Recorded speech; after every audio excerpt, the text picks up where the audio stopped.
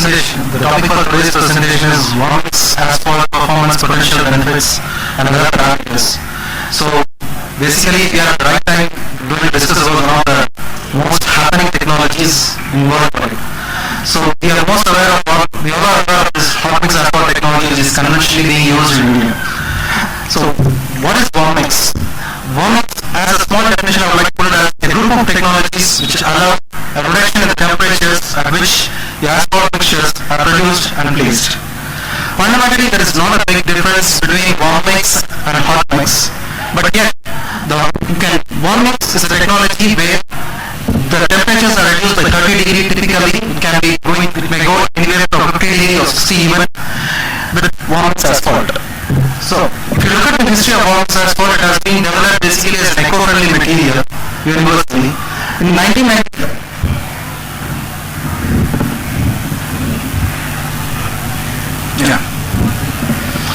in 95-96, first the European experiment started with finding out solutions for the challenges that is faced in the asphalt industry, where temperature was causing a problem, pollution was an issue, and things like that.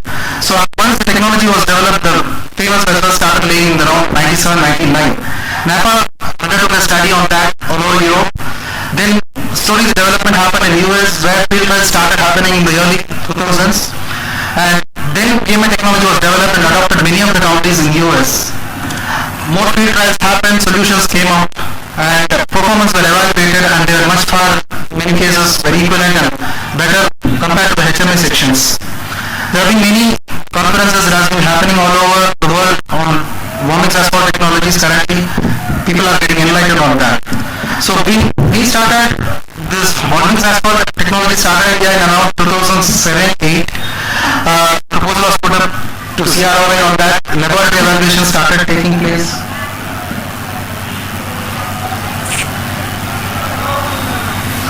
Yeah. And 25 degrees were reduced and again casted, and we could get a better weight stability or another weight tensile strength ratio. And still the temperatures were reduced.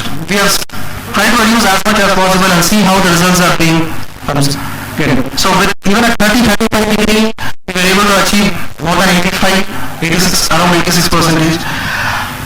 So this was basically a first step to start seeing how this warm-mix asphalt is really going to perform in the long term, especially considering the moisture susceptible parameters.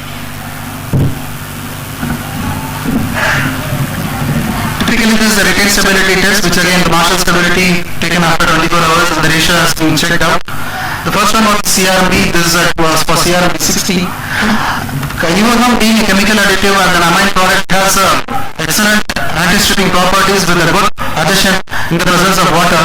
So retained stability were much better compared to the normal CRB. So these were again indicators at 30 degree, 40 degree, the temperatures have been reduced and various samples have been casted and tested at CRB. So basically again the tensile strength ratio which was done with CRB. The previous was VG30 and this is CRB. Again the results were particularly good even at a reduction of around 30-35 degrees Celsius. Then once the laboratory's results gave confidence, field experience, we were trying the field by going for smaller sections and then for a larger scale. So initially we started with the Bhavana section. VMA technologies were used. Temperatures of the mix were reduced by 30 degree and at some cases 30-40 degree. Laying was happened. Basically some of the sections was laid without the additive so that a comparison can be made with and without, or a comparison between HMA and WMA. So typically the production temperatures are without additive it was around 160 and with additive it came around 130, and the compaction were happening even below 100 degrees Celsius.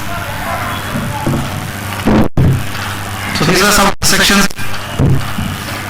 Next, we have 1 kilometer prior of again with VMA was considered along with a parallel section of HMA where the laying happened consecutively on 2 consecutive days so that the comparison can be done for the same mix, same kind of compaction process, etc.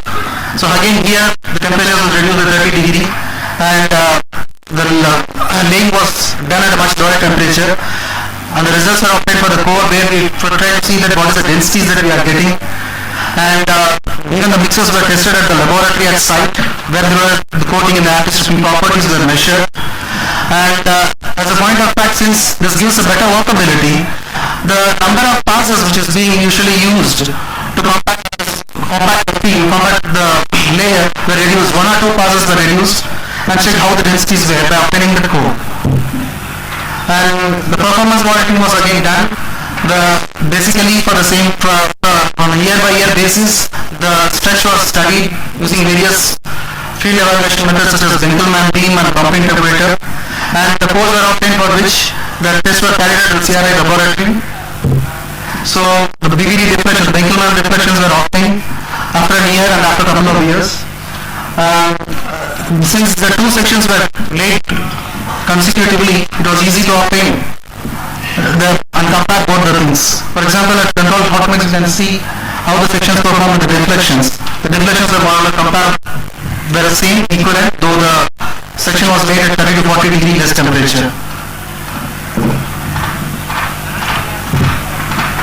Similarly, the roughness test was also carried out to see that how it's going to be functioning from the functional efficiency of the structure. The idea of this study was to see both the structural efficiency and the functional efficiency. So the roughness measurements are also made so that there is no undulations or unevenness happening on the road. And the warm mix layers were much better compared to the hot mix sections.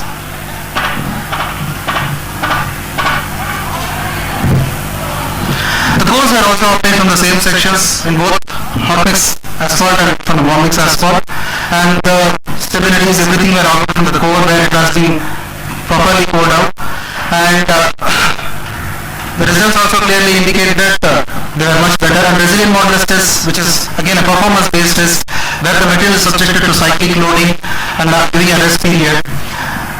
The experiments are carried out here using advanced equipments, and we could see the modulus values were much better for WMA sections.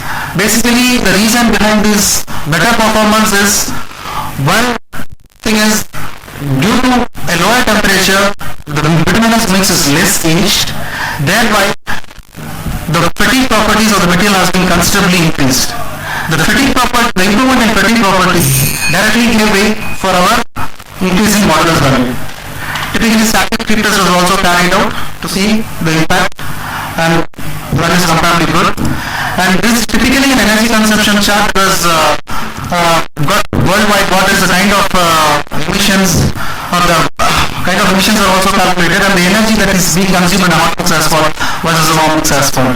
So if you see, there is a lot of reduction in temperature both by heating the aggregate and bringing out the mix, then we are reducing the burner opening and things like that. So this constantly in a case, if I want to put it in a numerical perspective, the fuel efficiency can be increased by 30 to 40%, or I would say you can reduce the consumption of fuel by 30 to 50%. So reduce of emissions obviously is true because the temperature is not going to go beyond 150 degree, 130 degree. And these are various places where the warming sections has been already done at India, some of the smaller scale and some at the larger scale. So these, to summarize, these are some of the established benefits that we can be obtained by WMA that has been already proved. Basically, the reduced fuel consumptions used in the plant, and resistance to moisture damage since it has those good adhesion properties, and improved compaction as it increases the workability, resistance to cracking because it holds the age of the bitumen, it is less aged, resistance to deformation because again it is related to workability where the orientation of particles are taken care. It is ability to compact stiffer mixes because stiffer the mix, you need higher temperatures, and that again when if you are able to work at a lower temperature, you get a good compaction in stiff mixes. Extended hot sections, since many of the plants are situated much far away from the site where it has to be used, with temperature reduction happening but higher distance. For example, most of the cases when the trucks has to be moved for 50 km, 25 km, even at low temperature it can be late, so it can be a vital solution for long distances.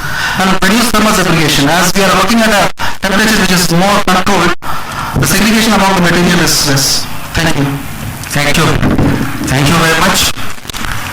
Now next presentation is by Mr. J.S. Jadhav of Mrs. B.J. Shinde Construction Technical Private Limited.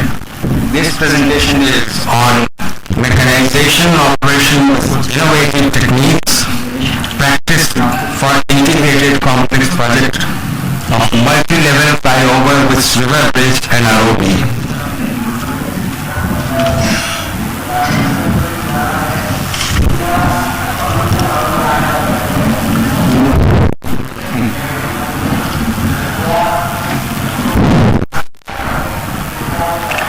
Good afternoon, everybody.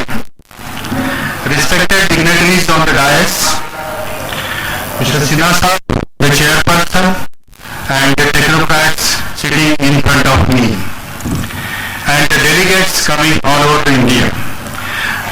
Thank you very much for giving the opportunity to share the technical know-how of this unique integrated complex project at Pimpri Chinchwad, Pune for the multi-level flyover along with the river bridge and the ROP.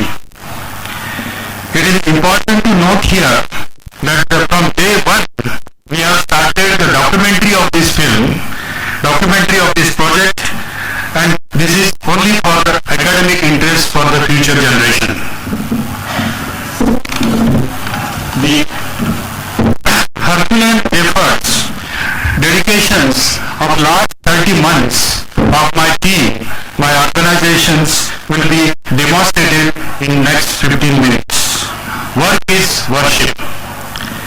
I strongly believe memories of this moment will linger in your mind forever. Let's experience together the joy of work in innovative way.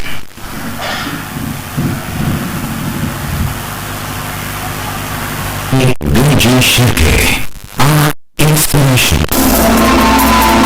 Engineering is a science. Some say it's an art, but for us, it's an own passion. Since 1944, we are proud to be a contributor in residential, infrastructure, commercial, and industrial projects at the national and international levels. The name BG Shirke is closely associated with affordable mass housing projects for needy people for more than 60 years. Maharashtra is a well-developed state. Modern age roads, flyovers, and bridges are playing an important role in the development of the state. This is the junction of two national highways, NH4 and NH50, connecting three major cities, Mumbai, Pune, and Nasik. The Pimpri Chinchwad Municipal Corporation planned an ambitious project under GNLURL and SUTP, funded by the World Bank. This mega project was awarded as a design build and turnkey lump sum contract to the BG Shirke Group. Another well-deserved laurel in the company's wreath of achievements. Constructing a two-tier flyover and bridge over the railway and river simultaneously was a unique example of executing a complex integrated project in India. It was a challenge to construct such a gigantic structure in such a crowded industrial, commercial and residential area without affecting the slow pace of life and the pace of industry.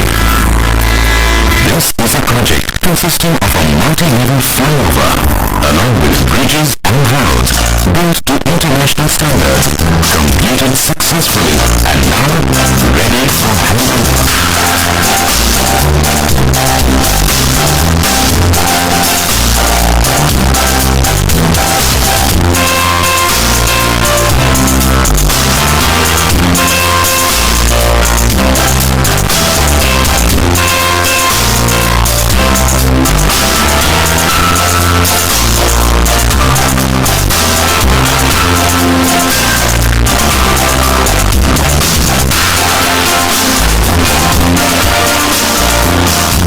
Traffic here is very dense, with about 10 vehicles passing per second.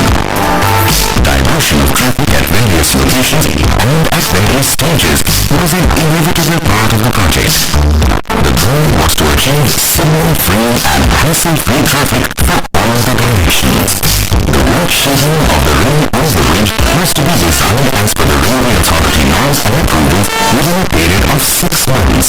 Construction completed within 8 months. All stages of the design and preparation phases had to be synchronized to a precise time frame, and then that time frame had to be adhered to at all costs. Methodically, all the players started to come together. From detailed designs and drawings for execution of the components of the giant project to construction methodology, quality assurance, safety, as well as environmental aspects. Site establishments like office and stores with all the necessary amenities were in place to ensure coordination and training. Skilled manpower, state-of-the-art machinery, various plants like batching and chilling, and a well-equipped laboratory and worker skill were now ready. The 4 M's had been mobilized: materials, manpower, money, and machinery. The entire project was planned with the assistance of prima vendor and monitored throughout the period. Perfect planning makes perfect projects.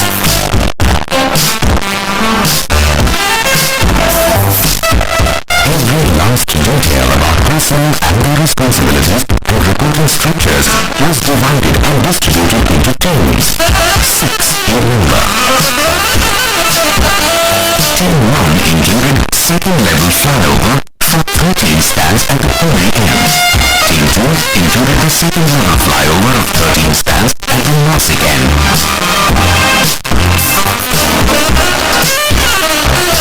Team 3, river bridge and approach works in Jawali end. And Team 4 was the first level flyover and the balance portion at the Nasik end. Team 5, ramps, loops, and utility relocations. Team 6, service roads and retaining walls. The teams had to surmount all obstacles: the hidden underground network of water supply pipelines, sewer lines, gas lines, and electric cables were obstacles. With advanced planning and liaising with the concerned authorities, these lines were relocated without hindering the service, simultaneously maintaining the pace of progress. Detailed surveys were carried out for topography. Existing excavation in basalt rock was a challenge, as it frequently hampered the work of the boring. The concreting of the pier and pier cap in a single pour was a challenge accepted and successfully completed. We believe that this is the first time such a feat has been achieved in India.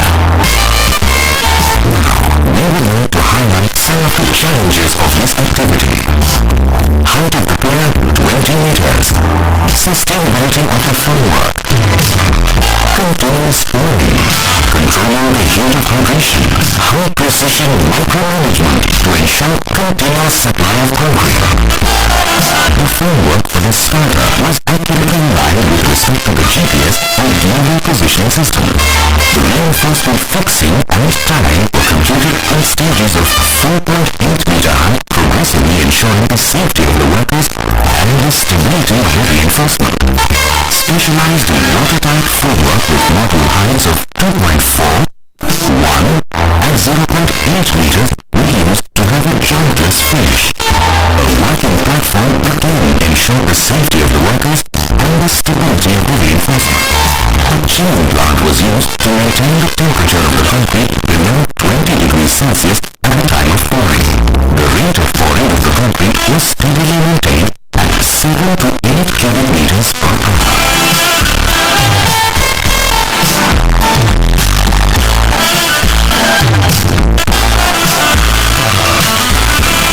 To ensure the compaction of concrete at the bottom, high-frequency vibrators of 15-meter shaft length and surface vibrators for every 4 square meters were used. Immediately on completion of the initial second time, the curing was started with the sprinkling of water on the top and the sides of the pier and the pier cap, which were already wrapped in hessian cloth.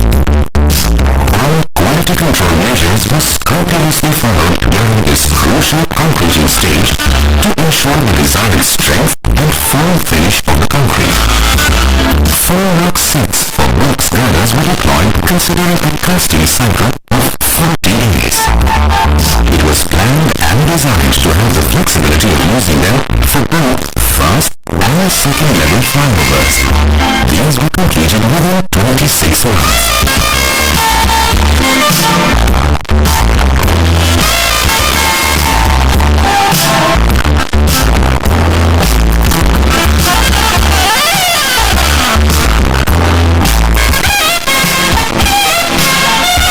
Girders were cast in 2 stages using N40, N50 and N60 grades of concrete.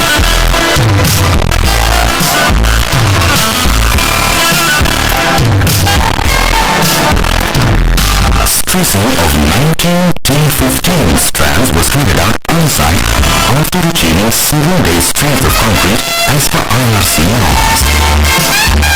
Multi-strand crane jacks were used to apply a force of 380 metric tons on each cable from one end only. A deviator box has been provided for adding cables in future.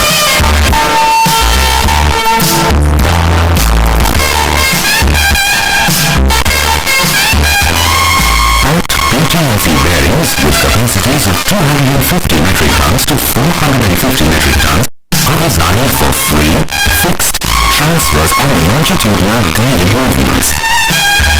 Each lot of the bearings used in the project was critically tested and jointly inspected at the manufacturer's unit itself. The bearings were installed precisely at each defined location, following the design guideline, and records were maintained.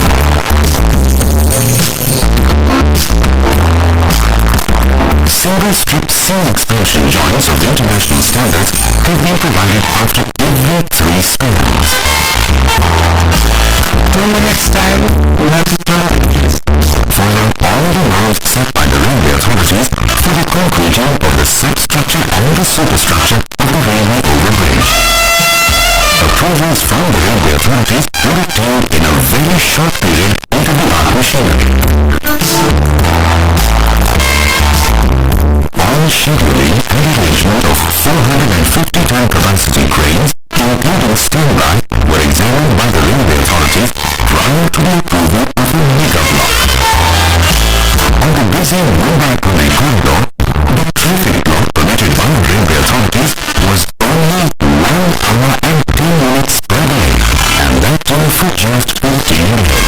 2 cranes, each with 450 metric ton capacity, were deployed for the launching of the prefabricated girders. Working only during the minuscule time window approved by the railway authorities, 16 girders were hoisted, placed precisely, and secured permanently in their positions in the record time of only 18 hours. The Pavana River, flowing close to the railway line, since 18 the site was awarded the Construction Safety Gold Medal at Construct 2011-2012.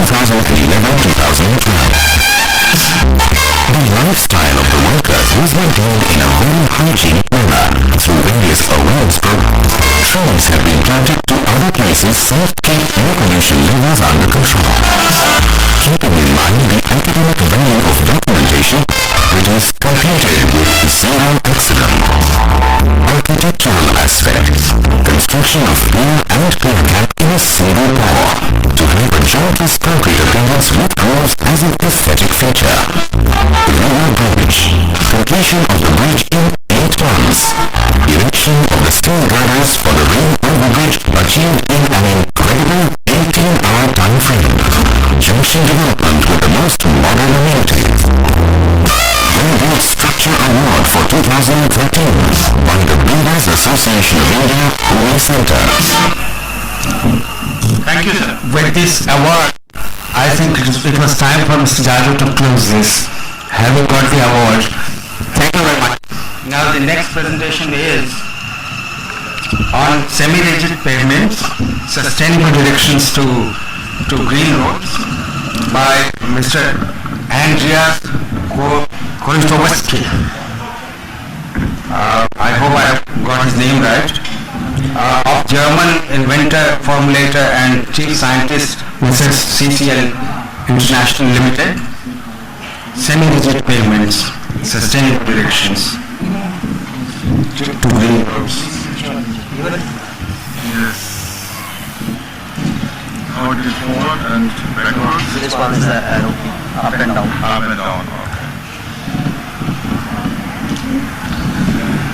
Ladies and gentlemen, I welcome you in the name of CCL International and Evocrit Industries to this short session for an introduction in the composite pavement construction with cement additive and cement.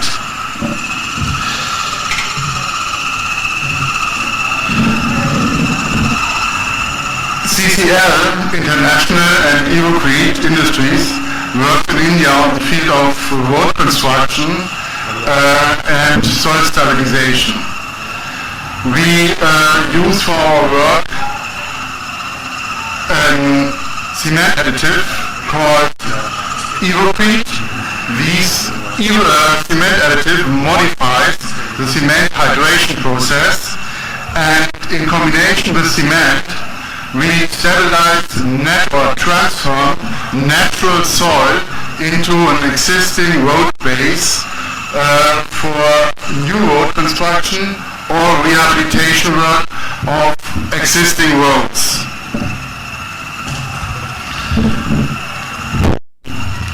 What is a cement modifier or a modifier for cement mixture?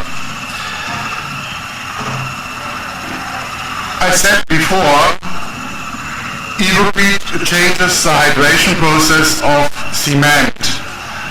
That means we modify the cement hydration process in that way that we increase the compressive strength, the bending tensile strength, and also parameter like the water impermeability index. And these parameters are very important for the soil stabilization, also for the recycling of existing roads, the mixture of pavement and for aggregates. The product is now 18 years on the market and worldwide proven. We build in different climate zones with these additive road bases based for industrial areas, container terminals, and a lot of other infrastructure projects. The design is created for approximately more than 15 years, and I want to give you now a short introduction in the way how we work and what the product can perform. We call the way of construction with Evocrit green roads. Why?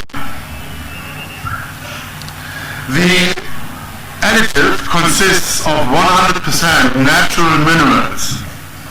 These minerals are also used in the pharma industry, in the fertilizer industry, in gas and water purification.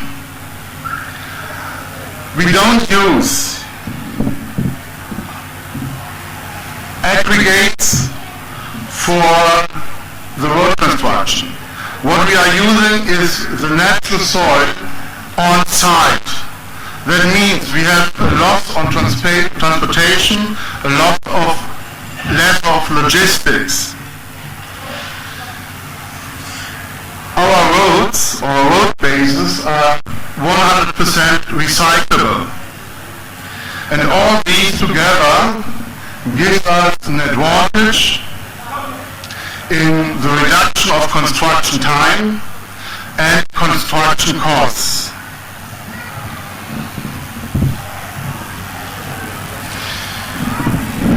The mentioned the construction time. Our performance per day by the use of modern recycler or soil stabilizer is up to 3,000 to 4,000 square meters per day. After 1 day of hydration curing the stabilization layer is ready for use. That means the traffic can run over these road bases. The bearing capacity increases in a very short time, and this increasing of bearing capacity is a result of the modification of the hydration process, because the EvoCrete system changes the hydration process and build in a short time long crystalline connections, and these long crystalline connections makes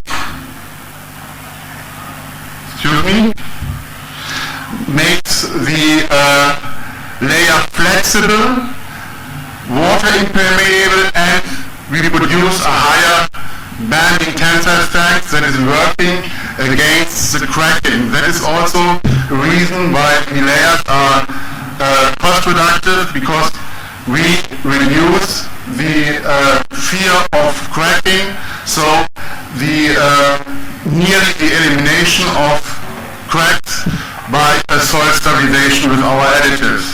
What these slides are showing is the development of the compressive strength in comparison of untreated cement and modified cement with EvoCrete. The blue line shows the development of compressive strength of 8% cement, and we see that by approximately 5 Newton per square millimeter after 28 days, the development of the compressive strength ends. In comparison to the 8% modified cement with EvoCrete, we have here a development of the compressive strength up to 90 days, and finally we reach a higher compressive strength of 100% than the unmodified cement. The same happens when we compare the development of the bending tensile strength. The bending tensile strength is very important because it reduces the fear of cracking. During the first 2 days, the EvoCrete modified cement develops 70% higher bending tensile strength than the unmodified cement. And this goes up also to 90 days, and we have there approximately 30% more bending tensile strength than the unmodified cement. All these components together give us a higher performance in stabilization work, because we produce a higher bearing capacity. The roads what are built with the EvoCrete system are very durable. We reduce the formation of cracks. We have less settlements, and the impact of the environment is less than by traditional construction of roads. I want to show you now the application of the system on 2 examples. One example is the rehabilitation work of a road located in Serbia. It's a bypass of the motorway 19, We have done this construction job 2010 in cooperation with the company Strabag. The length of the road are 11 kilometer, the width 8 meter. The stabilization depths are 20 centimeter, and the big problem and challenge was that all construction work must be done under traffic. We use for the stabilization work WR 4200 and mixing ratios of 160 kilogram per cubic meter and 3.2 kilogram of our additive. The material is mixed in the soil, and with the mixed paver are mixed and leveled, then compacted, and after 2 days we seal it with an asphalt pavement. The next project is in the West Garo Hills in Meghalaya, where we have stabilized natural soil for a road 30 centimeters deep. The first part was the preparation of the surface, then spreading the cement and distribute the cement and the additive, mix it with a soil stabilizer, WR 2500, and compact it, leveling it, grade it, and we produce then a final road base. The final road base is later closed with an asphalt pavement of 5 centimeters thickness.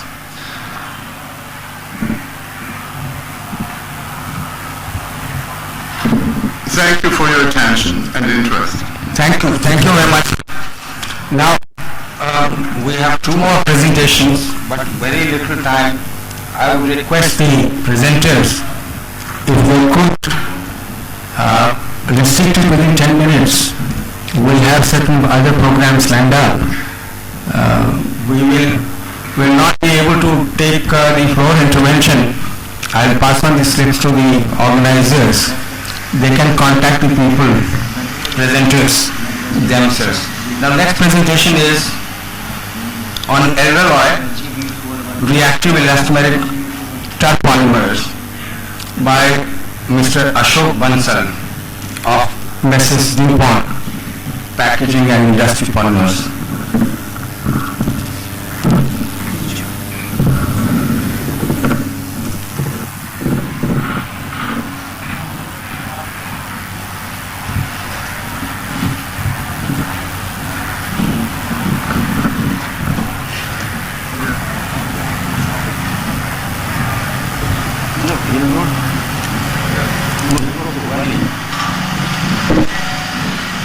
Good afternoon, everyone, and thank you for giving us an opportunity to share our views on enhancing the performance of the bitumen. And thank you, chairperson, thank you, co-chairperson, and thanks, co-presenter.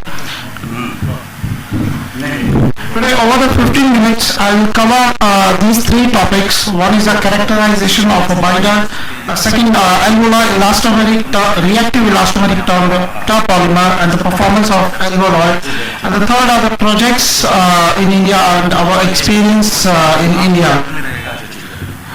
Before starting session, I would like to give a safety contact here. Asphalt, we every know, is handled at a high temperature. So our request is to be respectful to the asphalt, and we also request you to use the safety gadgets like goggles, safety aprons, safety shoes and gloves while you are handling asphalt application. We agree now primarily these are the four ways of failure for the pavement. We come across with the rotting, fatigue, cracking, stripping and a low temperature. So the over the 15 minutes probably we will see how we can prevent this kind of failure using the best selection by choosing the right asphalt for bitumen application. Everybody know the road primarily depends upon the road design and the civil engineering, the aggregates we are going to use and the other material for the mix. And the third and foremost is the bitumen selection. Whether we use an unmodified bitumen or the modified bitumen, like crumb rubber modified bitumen or the PMB, our bitumen specification actually evolved from the first generation to the third generation globally. When we see the first generation specifications, it is primarily on the empirical level, like penetration, softening points, elastic recovery. But everybody knows that these empirical tests are not only the characterization of the bitumen, but doesn't tell anything on the performance of binder. The submission to audience here and the submission to the technocrats is we should select a binder which should tell actually the performance of the road at the time of actual rain. Moving to the second generation, which we call the PG grading, wherein we measure the complex modulus G star by sine delta and G star sine delta to calculate the rotting and the fatigue cracking. And the outcome of that PG grading is the table something like this, wherein we actually can choose the binder on the performance grade. But we found that the performance grade, PG grading was also not sufficient. There was some element missing. So that's why the third generation has come into the picture, which is called the multi-stress creep recovery, wherein we can select the binder on the basis of our JNR compliances. So when we, it basically tells a repeat recovery, on the repeated load at an elevated temperature. When we see the outcome, this is very interesting outcome, like we get a strong structure on the right side, wherein the recoverable portion is much higher as compared to the on the top where we have a very limited recoverable portion. This actually tells how strong your binder is in the rutting to help the rutting failure. We have observed that if we consider this JNR compliance and if we also consider the PG grading when we considering the traffic load, the ideal binder selection should be PG grading including the JNR compliances. So our submission again here is to consider these parameters whenever there is a selection of the binder for any road construction. We provide a solution for that. LOR product, which is a modifier for the bitumen modification. If we go in the chemistry of the alveoli, reactive elastomeric terpolymer, it is a terpolymer which is reactive in nature, and the one of the monomer reacts with the asphaltings of the bitumen and makes a permanent bonding. Once the permanent bonding is made, there is no chance that it gets separated out. So what are the benefits attached out of it? The alveoli can be produced on-site as well as the central plant. If you see on the left side, there is an on-site blending procedure wherein the contractor can get the modified bitumen as desired on the time. There are other on-site production units. Of course, this is not in India. We can definitely build the high-class on-site blending units like this, which has a heating system and the stirrer on the top. This shows the transportation of alveoli, which means you can travel, you can take any of the contractor can take any kilometers, be it 100 kilometers, be it 1000 kilometers without any settlement or without any separation. It can also, because of its property, it can also be loaded at a lower temperature, and it is easy to unload. So to summarize, these are the few benefits of alveoli. It has a unique chemical reactivity which when it reacts with the binder, it reacts with the asphalting and make a permanent bonding. It permanently enhances the properties of a bitumen, base bitumen. It is easy to manufacture, it is easy to store and transport, and it also provides ease in the laying and the compaction.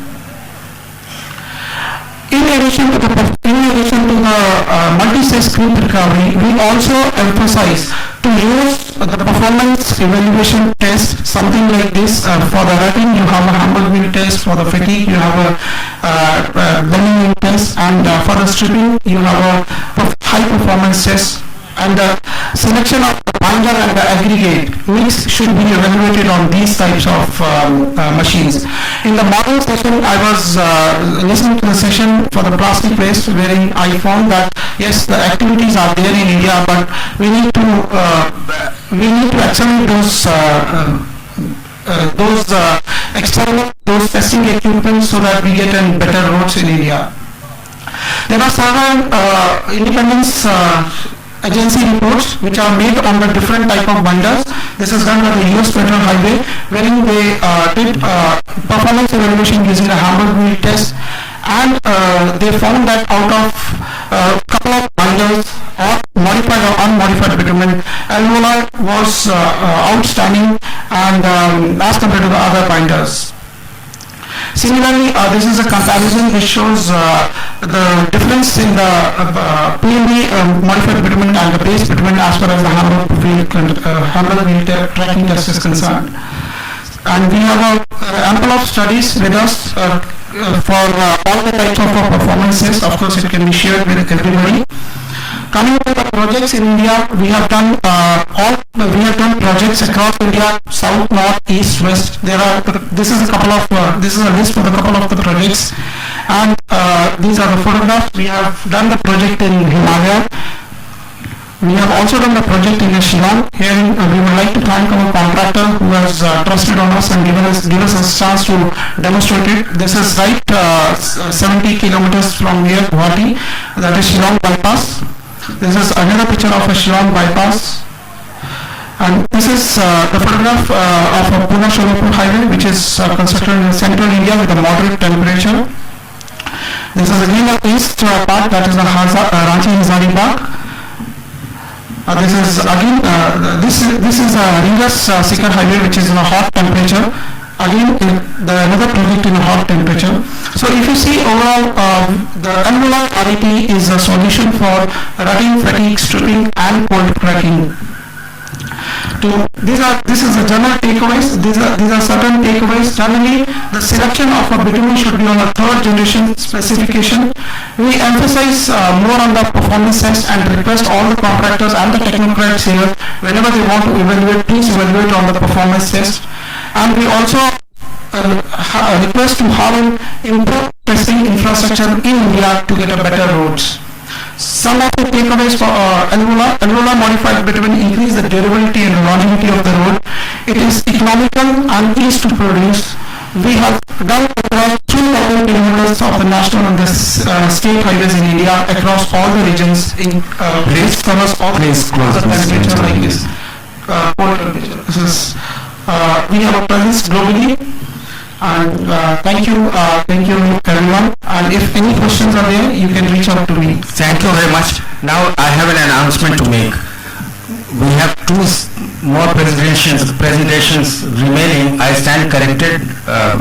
Before this presentation I announced only two, but two are remaining now.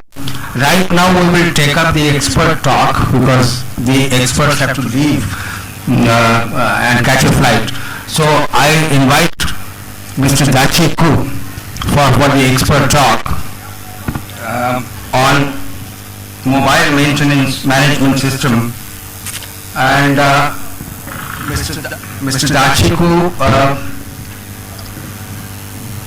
will somebody introduce Mr. Dachi Ku? Mr. Dachi Ku, I know him personally. He is the Japanese expert working here for last several years, and I personally know that he has been associated with many prestigious projects in Japan, and he has done many works here in India in formulation of our standards and manuals. Expressway manual is one, operation maintenance manual is another, and he's still working on some of the things, some of the documents which will be coming very shortly. Mr. Dachi Ku, what is yours now? Thank you very much, Mr. Chairman. Very kind and flexible arrangement. and good afternoon, ladies and gentlemen. This mobile maintenance system is specially requested by Secretary General of IRC, Mr. Prasad, in consideration of introducing this new maintenance system into India as quickly as possible.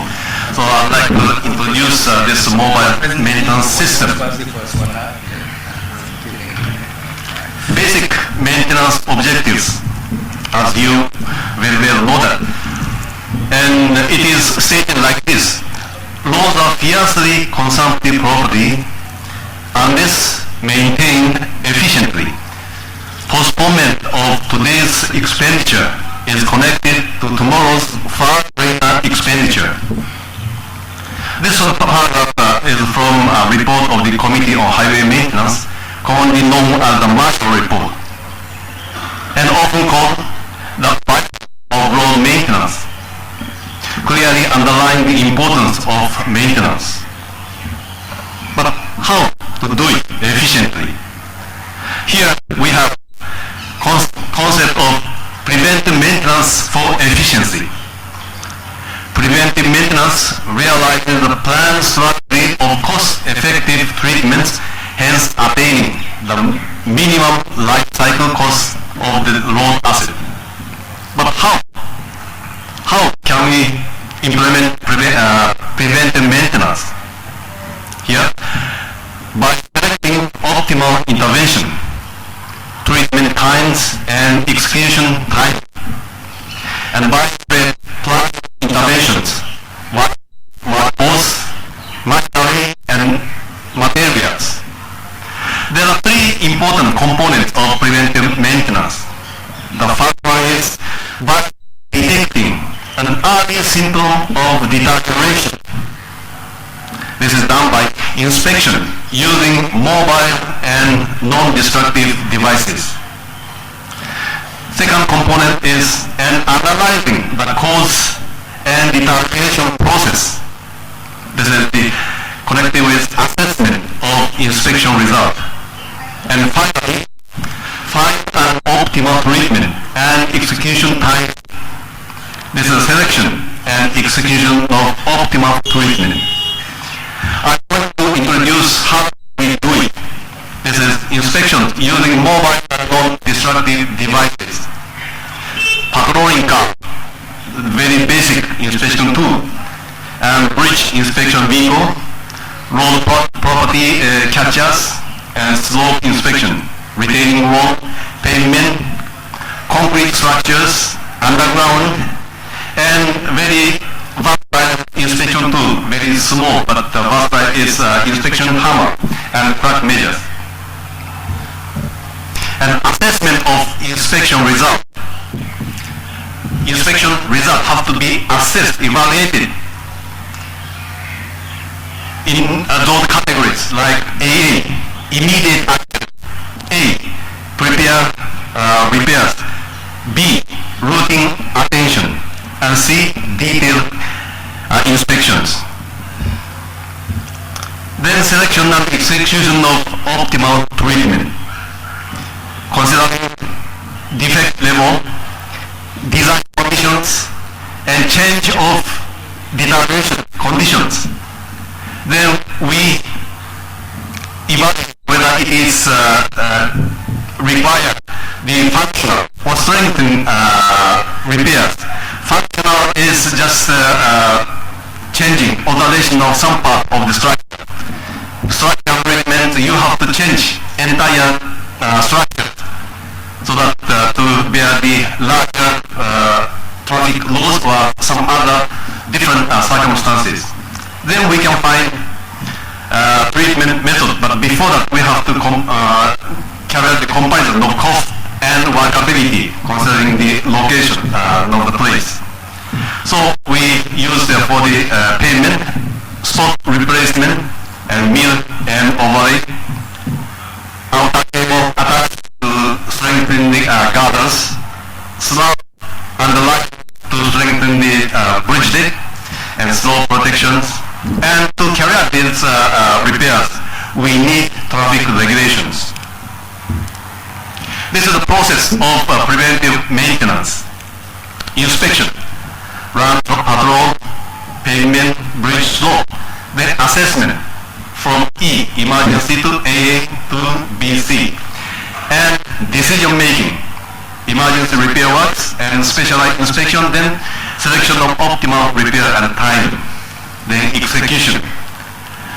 Before the execution, you have to have the work zone. Work zone safety is a very important part of this repair works. You have to protect your workers, otherwise they will dislike working for you. And pavement, bridge, and slope. So the first important component of this preventive maintenance is using mobile and non-destructive inspection devices to understand what situation, what causing the deterioration to your road asset. Why mobile? To cover a large road network in a limited period of time without disrupting the traffic flow. Not to disrupt the traffic flow is very important. Roads are sustaining daily activities and economic activities. So to disrupt, to stop the traffic cause big consequences. Why non-destructive?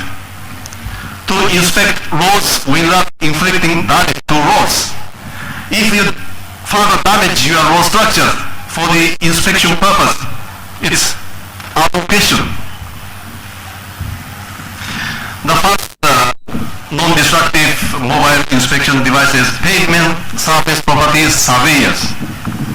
This surveyor can catch 6 pavement surface properties at the same time at the speed of driving speed of 100 kilometers per hour. It can measure the cracks, rubbing, IRI, evenness, cross-sectional gradient, and survey location. All the survey locations are plotted as indicated here.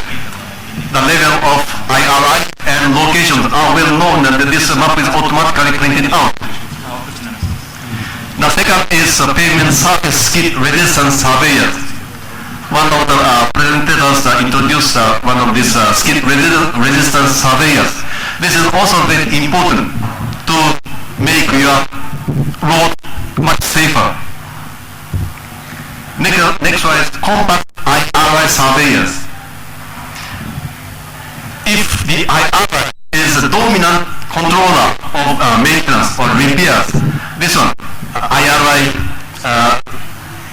specificated simple type is very convenient. This also has GPS. You can print out the location. But this one is very simple, compact, and very low cost. It can be installed on the ordinary car. Then you can carry out the inspection. Next is high-speed underground radar surveyor. This one can detect underground abnormalities like water or void. But this one can catch large holes, 50 centimeters or large, but at the speed of 50 kilometers per hour. Next is infrared surface defect surveyors. When bridge deck starts deteriorated, the first symptom occurs is the separation between bridge deck and pavement parts. When detachment occurs, then there will be the temperature difference on the surface. This infrared surface detector can catch the difference of temperature and show, you see the picture here, you see the difference of temperature. Those indicated by blue show that this part is pavement is detached and deterioration has already started. Next is FWD pavement properties surveyor. This is commonly used in many countries to find out the structural strength. This device can give you the data about the bearing capacity of this structure, in expected life of this pavement, and overlay and the requirement over the desired design. This one is very sophisticated. And next one is high resolution underground radar. This produces very detailed image of underground, either the pavement or just soil, and indicate that you see the layers of the pavement and also the water void inside it. And probe depth is 0.5 meters. And data acquisition intervals is 0.01 meter. And probe width is 50 centimeters to 150 centimeters.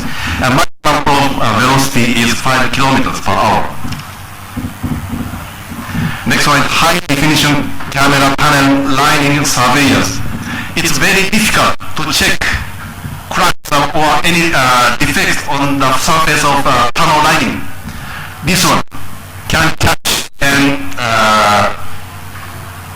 store all data and print out the location of crack at the speed of 80 kilometers per hour. Next one is high definition camera bridge surveyors.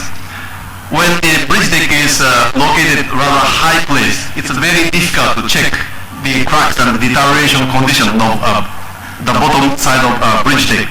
But this one can catch all the images of cracks and rotating automatically, producing the location and situation of the cracks on the bottom of bridge surface. Next one is infrared imaginary bridge surveyors. This one is very similar to that one, checking the pavement on the bridge deck.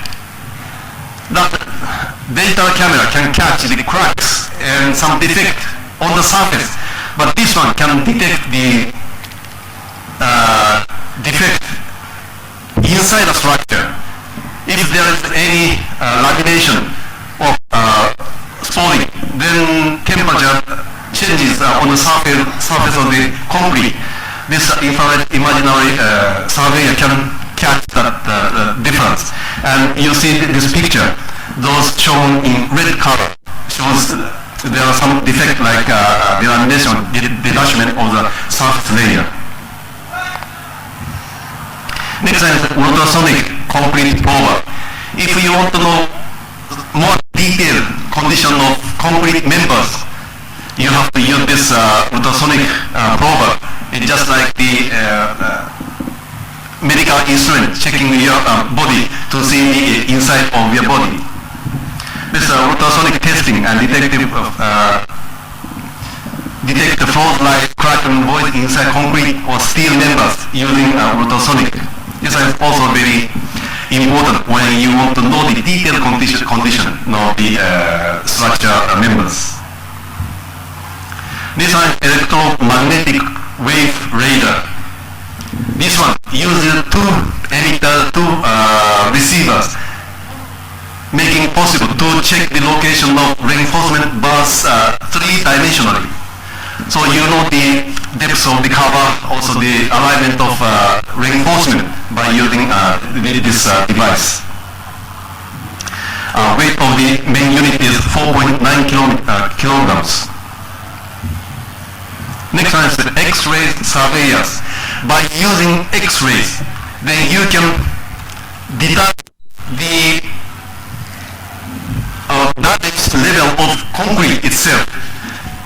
Some concrete damage earlier than the others. By using this one, you can see the difference of the damage level of reinforcement bars and concrete materials themselves. This one is color imaging sonar surveyors. I hear that many bridge substructures are suffering this scour in the riverbed.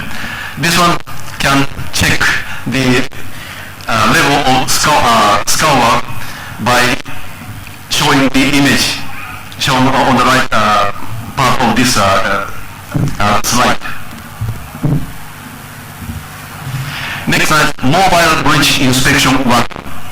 When the bridge crossing ocean or big river, we need this kind of mobile bridge inspection one.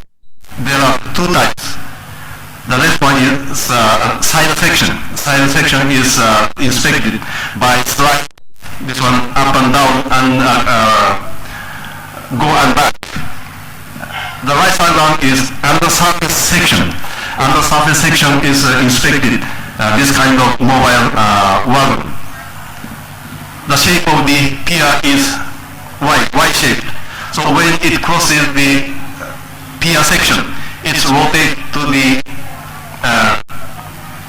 longitudinal direction, and after that again rotate to the horizontal position to check all the section of the under surface of the bridge.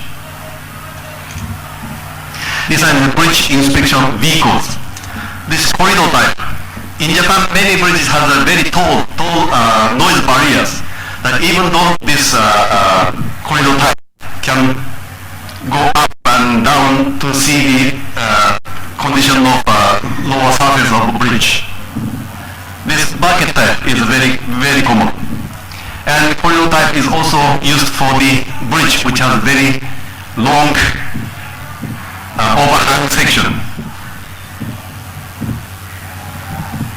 And this one, ERSS, Emergency Report Support System.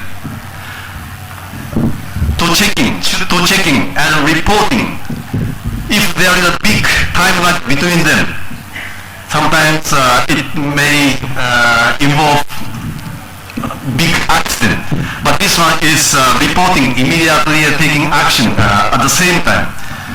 When the one of our inspectors finds some abnormality, he used digital camera with a GPS function. So the report goes immediately directly to ERSS server, and which is linked with data system, the database system.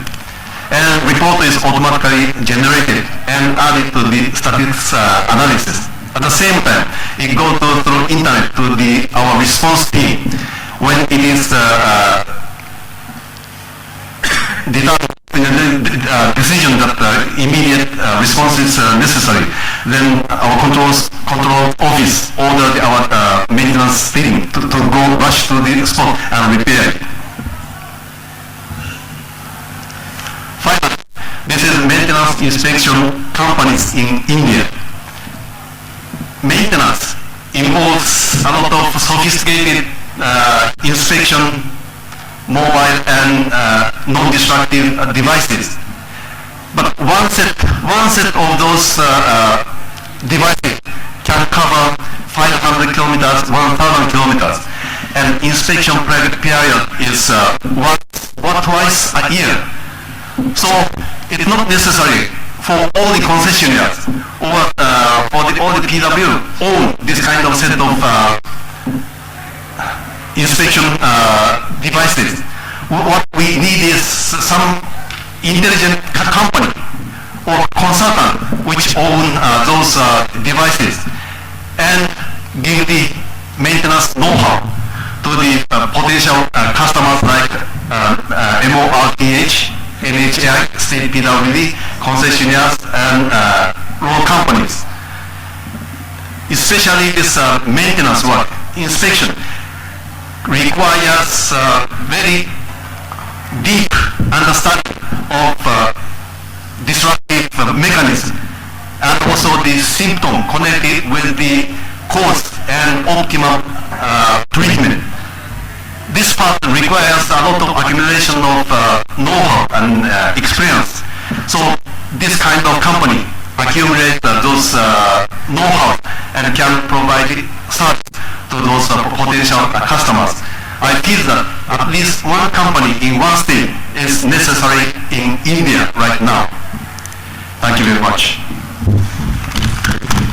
Thank you very much, Mr. Dachiku, for not only giving us the entire spectrum of non-destructive instruments and methods of testing, but also suggesting the institutional arrangement. There should be some company and all. Thank you very much. He deserves a hand because this is a very, very new and relevant theme. Sir, I request you to please stay back, and I request Mr. Rajin Goswami, SC PWD NH, to give away the memento from IRCL PWD.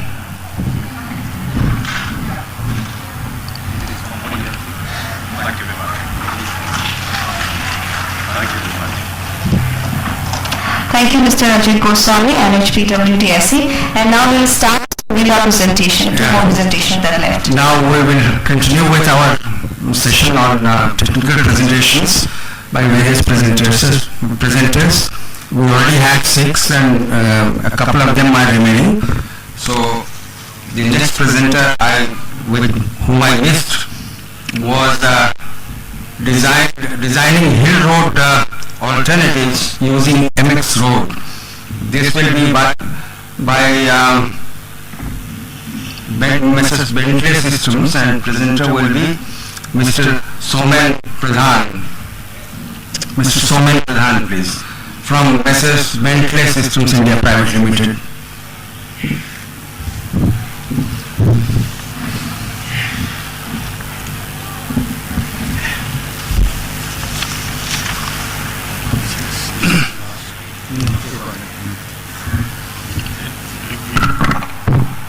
Respected dignitaries on the dais and IRC delegates, good morning, good afternoon everyone.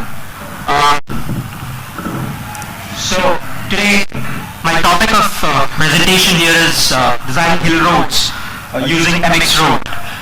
Now with the 74th annual session of IRC being conducted in Guwahati, where which is surrounded by hills, it's an opportune moment for me to present the designing of hill roads with MX. Now,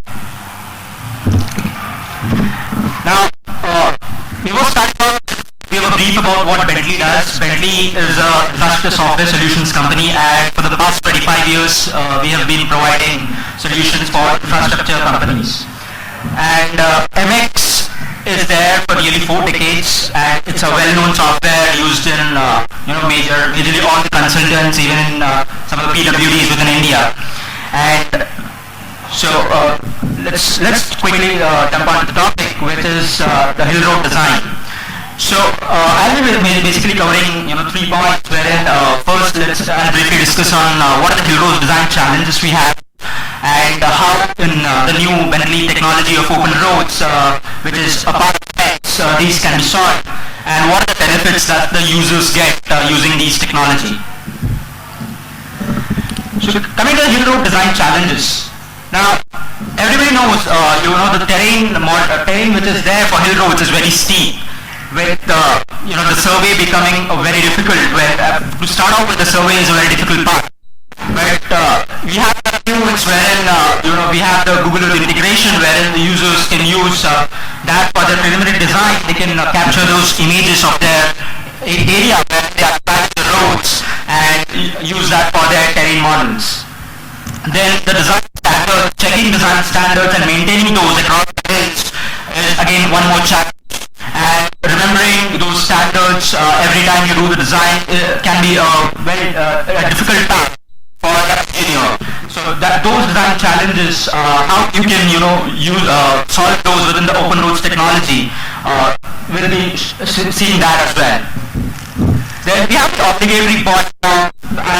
Whenever we talk about hill, we talk about tunnels, we talk about bridges, and we talk about some points which are majorly obligatory points, like the high flood levels or the bridge locations. So how you can design, keeping with respect these obligatory points as a constraint or a consideration, how you can design your alignments, is something which is again a major challenge in hill roads, and how open roads can be seen.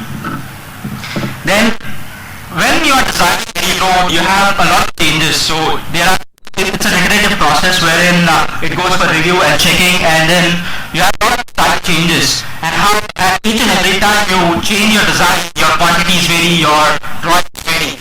But how change terrain management can be managed using this new open roads technology is something which we'll be looking forward. And as the important criteria as well is the cost as well as the safety standard.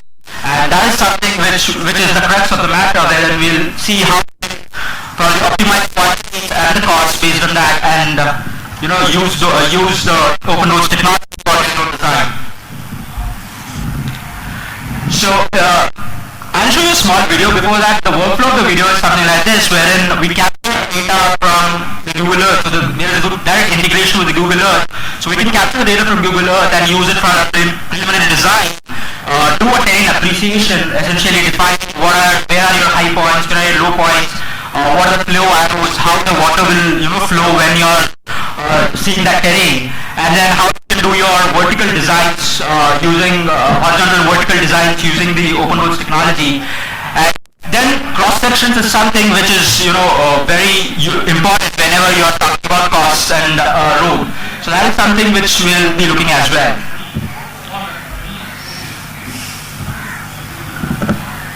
So to start with, I said the new Bentley MX VLS Select Series 3 comes with open roads technology, and that is what is used in this small video to demonstrate how you can quickly design your hill road alignments, the preliminary designs.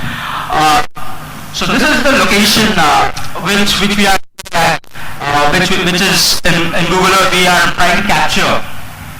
And if you look, if I look at that particular area, it's a steep terrain. So it's a steep terrain with probably I'll have some bridge locations over there, and there are a lot of hilly areas surrounding it.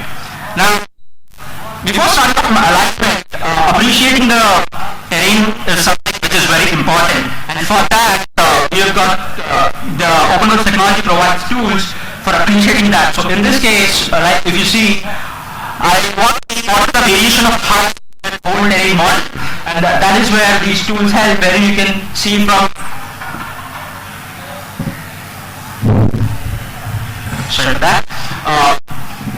from which what are the elevation differences between 2 points, or from what is the lowest point, what is the highest point, and what areas are relatively flat compared to other points.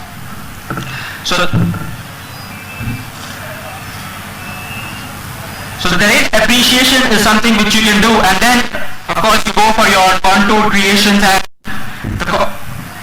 traditionally what you have been doing when you are doing your alignments is using your contours to fix your alignments, tentative alignments. And in this case you can fix your tentative alignments using those using the contour, when open roads provides tools for fixing those tentative alignments. So now if you see in this case, I have tried to fix a tentative alignment based on the slope between 2 points, and these slopes, I can see the standards, what standard slopes are there in the IRC code, what slopes are to be adopted. But if you see, if I create an alignment with respect to the slopes, these are not specific. The thing is, these are basically between 2 points, take slopes and probably do your alignment. But how do I incorporate design standards within this alignment? And that is where the design standards which are recommended by IRC has been incorporated within the new open roads technology. So if I look at what are the various design standards which are there,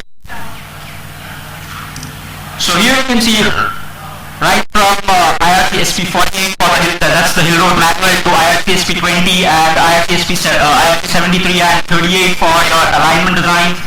So various standards for horizontal and vertical designs have been included, and your engineer does not have to remember these standards. These standards come with the radius and the default transitions which accompany each of these radius, and they can use those particular design standards.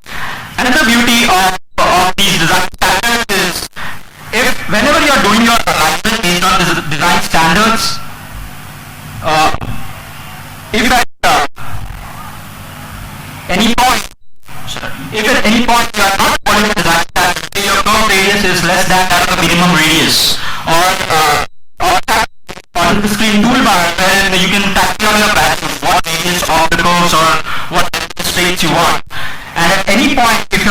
following those standards, the system throws in the error, an error showing that at that particular location your design standard has not been followed.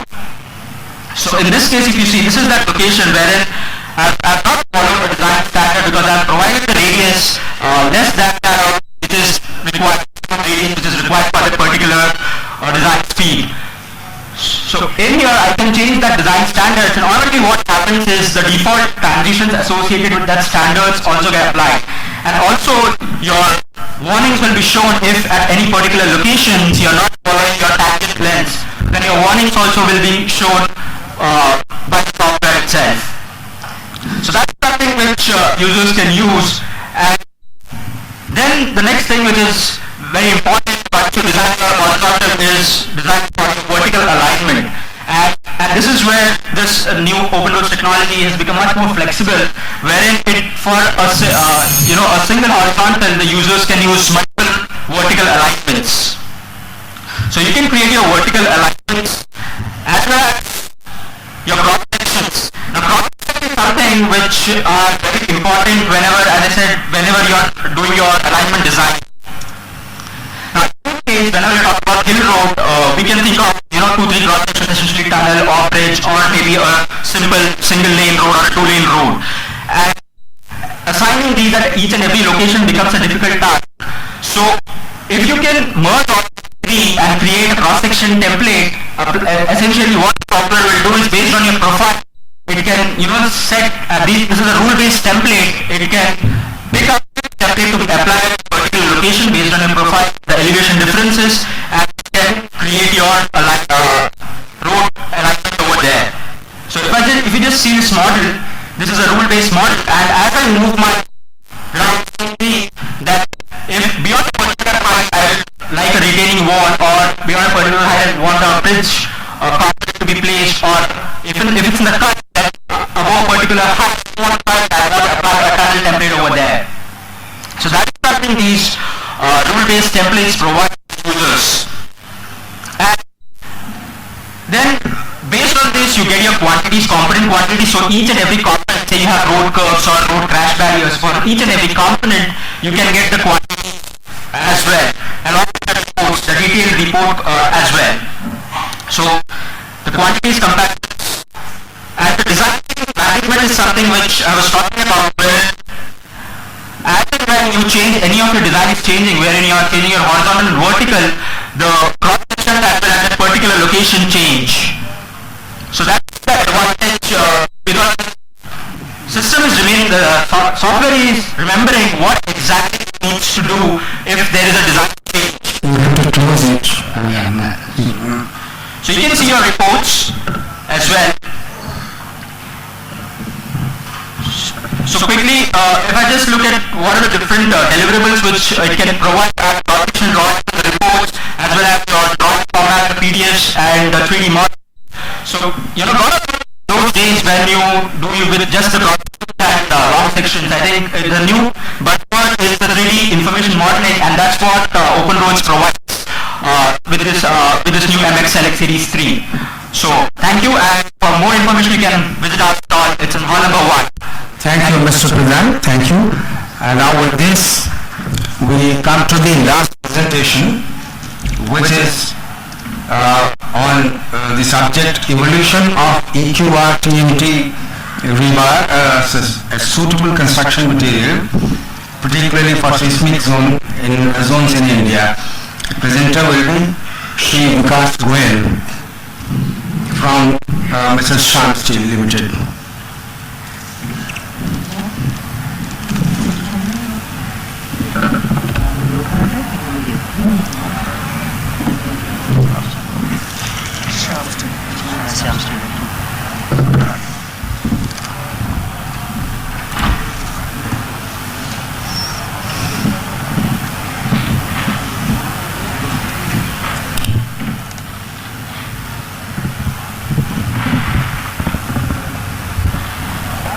Good afternoon, everybody. I take this opportunity to thank everybody sitting at the dais and the delegates sitting in front of me to give me an opportunity to present my case in front of the gathering. Gentlemen, gentlemen, we all know that in which we have seismic zones. We are sitting at a seismic zone 5 currently, and we have as a country faced number of earthquakes in the past. There have been various fatalities in which there have been huge loss to property and life. On the engineering perspective, we have been able to do a lot of seismic designing, we have been doing a lot of detailed designing, and at the same time, on the material side, companies like us have been trying to do our best to improve the quality of the material. The material that I am talking about over here is steel, since in concrete, in RCC concrete we have steel, which is the most important thing to provide ductility to RCC structures. Now this is the typical earthquake zone of India, in which we see that, zone 5, 4 and 3 are most susceptible to earthquakes, and the seismic load over here is, in case of any bridge or structures, it has to be taken care of at the time of designing.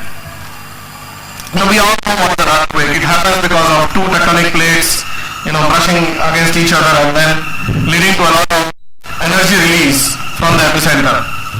Now in case of an earthquake, a typical structure, because of its inertia, would have, there would be a horizontal and vertical shaking of the structure, that is of beams and columns. Now, a few photographs of disaster happening in earthquake, loss of property, loss of, failure of structures. Now these failures happen because of number of reasons. Engineering at one hand is important, and we need to see and we need to be, very specific regarding ductile designing. We need to be very sure about that we don't have any inappropriate column and beam relative strengths. There should not be any short column effects. And when we talk about shear failure, it's a type of failure which we face in case of the column, which is not acceptable at all from the engineer's perspective. There are again a number of engineering defects and designing defects that we have. Now, how do we take care of all these things? Again, to start with, from the engineering perspective, designing has to be in line with our codes and our understanding about the suspect designing and ductile designing. But how the material that we are going to use? The material is TMT rebar to give ductility to the structures. In our country, we have various types of steels, long product TMT rebars available throughout the country. Over here, BIS have been playing a very important role. The Indian Standard Code has been playing a very important role by putting up standards of increasing the ductility of a TMT rebar.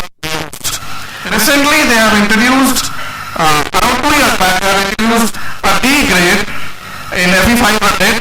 D means more ductile grade. And currently, just a few months back, they have introduced a S grade also, meaning is a seismic grade. Seismic grade takes care of a number of other parameters also. We will go through that. Now, what do we understand, what do we know about EQ and TMT rebar named like that?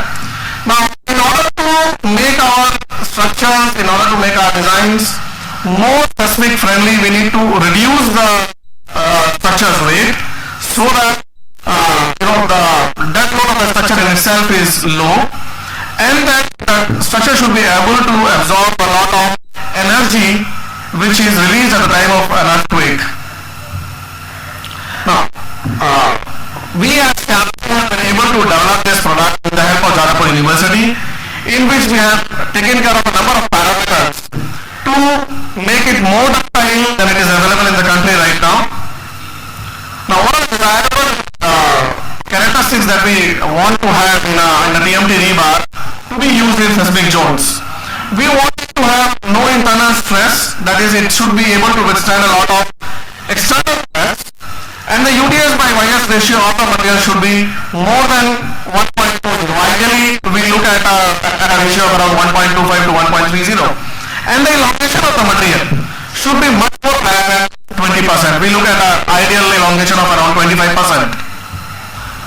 Now, in order to achieve these parameters, while producing TMT rebar, that is, we have to take care of the characteristics at a molten steel stage. stage, when we are manufacturing steel, at that time we have to take care of specific alloy chemistry, and then while doing TMT rebars, we have to take care of number of parameters in the production like temperature and water. Now, a typical normal TMT rebar would behave in a manner in which it is, we can see that this black line is of a normal TMT rebar in a stress strain graph. And if we have, EQR TMT rebar, this S grade of material, we can see that the plastic zone of the material has increased. That means the deformation stage of the material increases and it is able to absorb a lot of energy at the time of this type of material also has the capacity to withstand a lot of sudden thrust also. When we see a microstructure study of this type of material, we can see that in normal TMT rebar we have a ferrite core and we have a tempered button side outer ring. But whereas in TMT rebars we have a acicular ferrite core and acicular ferrite and a tempered button side. Now, as Shanti, which is a primary producer of steel producing TMT rebar with DRIEF route in its Durgapur integrated steel plant, we have been able to develop this product along with Jadavpur University's collaboration. Now, just a small introduction about the company. We have been established in the year 1953 and have a production capacity of around 5 lakh tons. We are one of the biggest producers of TMT rebar along with various grades like corrosion-resistant TMT rebar and EQR TMT rebars. Along with the company's turnover is around 1500 crores and it has got branches all over India. Now, we will not go to the certificates and the licenses of the company. This is the Jadavpur University certificate that we got along while development of this product along with Jadavpur University. It's one of the premier institutes of educational and research in West Bengal. Now, the production process involved is basically producing steel in an integrated steel plant, starting with basic iron ore as the raw material and then going through the whole process of refining steel and achieving a stage where we have very fine chemical properties which we require to develop such a product that is EQR TMT rebars and then rolling it into rebars. Now the raw materials involved, as I have said, is iron ore and coal. We use iron ore and coal to produce forging in the DRI plant. This is a typical video of a DRI plant.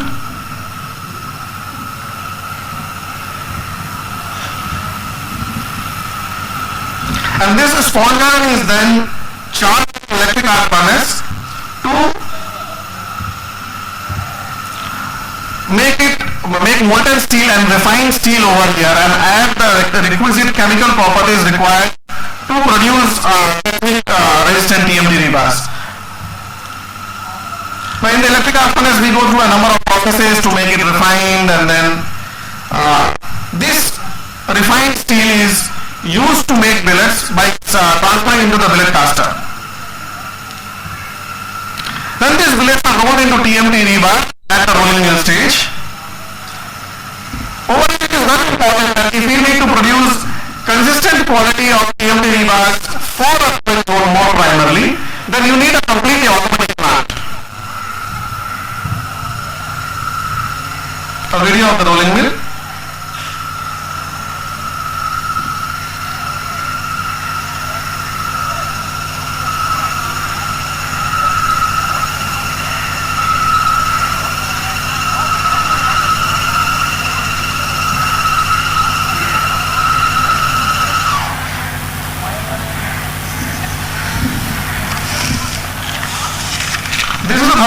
In which basically the quenching process goes on.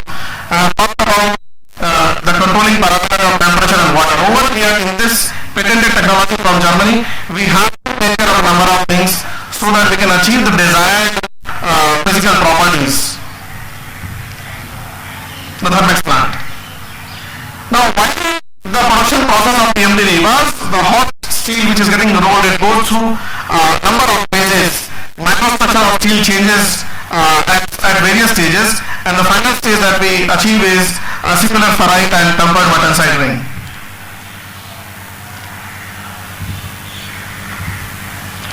So in order to produce right quality of steel to be used as seismic zones and in general all over the country,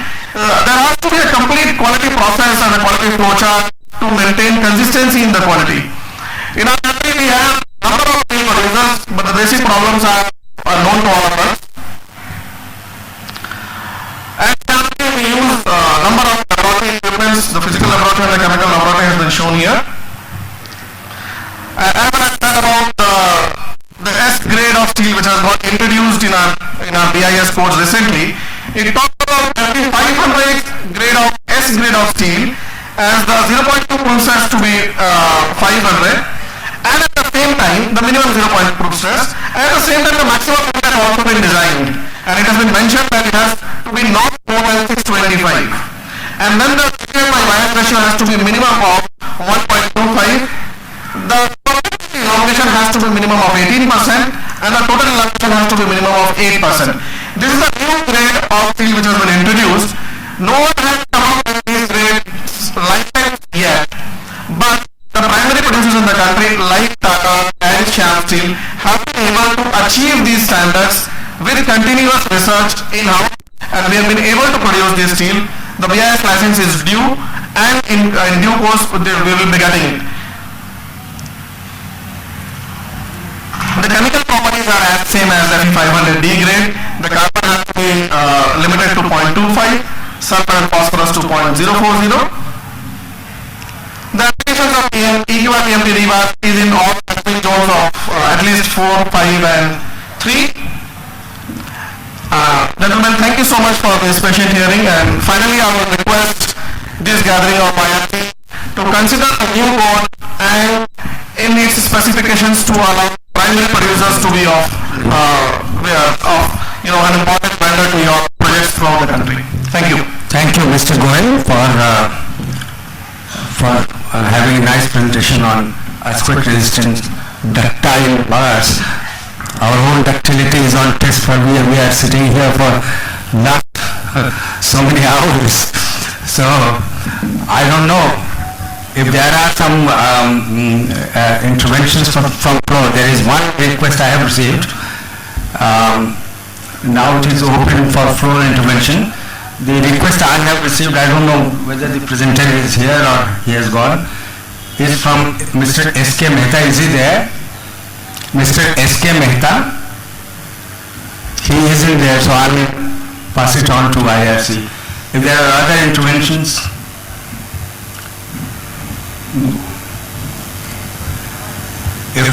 if none, then I would request our co-chairman, Dr. Rian Thiam, for doing this onerous task of summing up 8 presentations on different subjects, and with that we will come to the end of the session.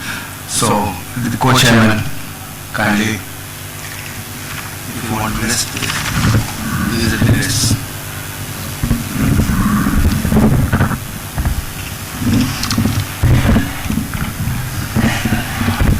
Good evening all. At the end of the presentation, we have around 8 papers which have been presented by the different companies. The first one talk about energy reduction and CO2 reduction and how we can lower the CO2. The first one talk is about lowering the aggregate moisture content, either by lifting it to lower the aggregate or by covering the aggregate, and the other one is he talks about the higher plant efficiency which we require especially in this part of the region or in any part of India, and the production of silo, which is a new method that he has talked about, which can lower the carbon emission, and also the asphalt recycling which he talked about. So, and the second paper which was talked is about the screw, which is a new technology which can be used for skid resistance, for checking the micro surface texture and the macro surface texture. The third paper talks about the warm mix asphalt, where there will be a reduction in the compaction and mixing temperature by about 30 degrees centigrade, and the chemical which they use is the Evoter. The laboratory tests show that there are remarkable differences in that if they use warm mix technology, the compaction effort is reduced by 1 to 2 passes than the HMA. The energy consumption also, or the energy reduction in consumption is about 20 to 30%. The fourth one talk about the mechanization operation with innovative techniques, which is by the company Shirke. Such companies talks about having a teamwork of where different teamwork will converge and do their own job, which we really require in this part of the region so that our Brahmaputra bridge can be completed in a very short time. The other one talk about the semi-rigid pavement Evocrete, where it is a modifier which can be used with the cement, and Evocrete is a material which is 100% natural material. Evocrete, they have carried out work in Serbia as well as in the West Garo Hills. Another paper, number 6, is the use of modifier called the Evoloi, and the gentleman talks about the enhancer of the Evoloi, where it is kind of a warm mix and where these material can be transported to 100 and 2000 kilometers. Another paper talks about the designing of hill roads, which is MX road. It's a new version which completely looks into the hill road designing challenges, and this will obviously help the consultants who are preparing DPR or PMG soil road, especially in this northeastern part of India. And the last one talks about the EQRT rebar, which it's much better than the normal T-bar. Thank you. With this, I congratulate all the presenters, and I hand over the mic. Thank you very much. With this, we come to the end of this session. Now, ladies and gentlemen, before we end up the session, I'd like to call upon stage Shri S.R. Tambi, former Secretary of PWD, Government of Maharashtra, and President of Andhra State, to give away the memento to our Chairman, Shri A.V. Sinha, and Co-Chairman, Dr. Rintyang.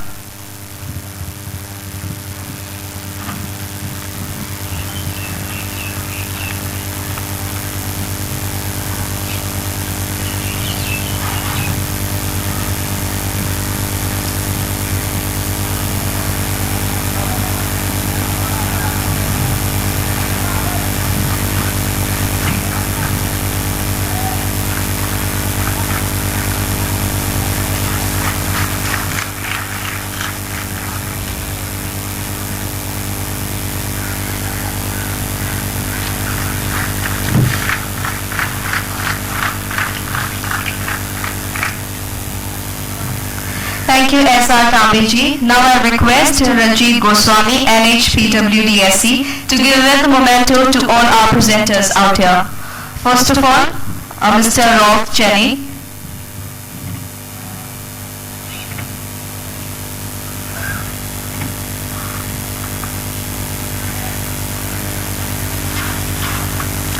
Then Mr. John Day. Then Mr. Sri Ahmed Asif.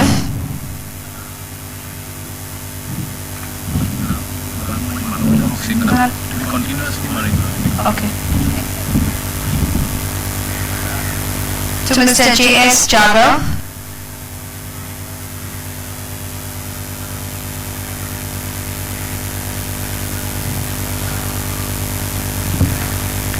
And in the meantime, I request everyone, after we over with our memento ceremony, I request everyone to proceed for tea, and within 15 minutes, that is at around 4:15, I beg your pardon, at 4:15, we all assemble here once again for our expert talks. Thank you.